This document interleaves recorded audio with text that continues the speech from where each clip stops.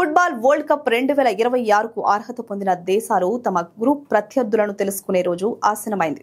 December 5న జరగనున్న group draw ఈ ప్రపంచ కప్లో కీలక ఘట్టంగా నిలవనుంది. ఈసారి ఫిఫా వరల్డ్ కప్ 48 జట్లతో సాగనుంది. ఈ వరల్డ్ కప్ కు యుఎస్ఏ, కెనడా, మెక్సికో 3 దేశాలు సంయుక్తంగా ఆతిథ్యం ఇవ్వనున్నాయి.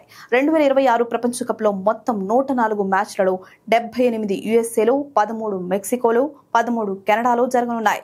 ఈ టోర్నమెంట్ జూన్ 11న మెక్సికో సిటీలోని అజ్టెకా స్టేడియంలో ప్రారంభమై జూలై 19న న్యూజెర్సీలోని మెట్ లైఫ్ స్టేడియంలో ఫైనల్ తో ముగుస్తుంది. ఇక గ్రూప్ డ్రా డిసెంబర్ 5న శుక్రవారం సాయంత్రం 5 గంటల సమయంలో వాషింగ్టన్ డీసీలోని కెనడీ సెంటర్లో జరుగుతుంది. ఈ కార్యక్రమానికి అమెరికా అధ్యక్షుడు డొనాల్డ్ ట్రంప్ హాజరయ్యే అవకాశం కూడా ఉంది.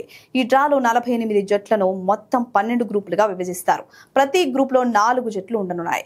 ఇందులో భాగంగా పార్ట్ 1లో 3 ఆతిథ్య దేశాలైన యుఎస్ఏ, కెనడా, మెక్సికో అలాగే ఫిఫా ర్యాంకింగ్స్ లోను 9 టాప్ జట్లను ఉంచుతారు.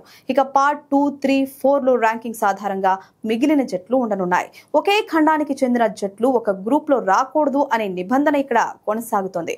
ఇందులో యూరప్ కి 16 జట్లు ఉండడంతో ప్రతి గ్రూప్ లో గరిష్టంగా 2 యూరోపియన్ జట్లు మాత్రమే ఉండేలా చూడనున్నారు. అలాగే European inter confederation play offs ద్వారా వచ్చే 6 జట్లను ఏ పార్ట్లో ఉంచాలి అన్న దానిపై ఫిఫా ఇంకా స్పష్టత ఇవ్వలేదు. ఇప్పటికే 42 జట్లు వరల్డ్ కప్ కు అర్హత సాధించాయి. ఇందులో యూరప్ నుంచి ఇంగ్లాండ్, ఫ్రాన్స్, జర్మనీ, స్పెయిన్ తో సహా 16 జట్లు చోటు దక్కించుకున్నాయి. ఆసియా నుంచి ఆస్ట్రేలియా, జపాన్, దక్షిణ కొరియా వంటి 8 జట్లు అర్హత పొందాయి.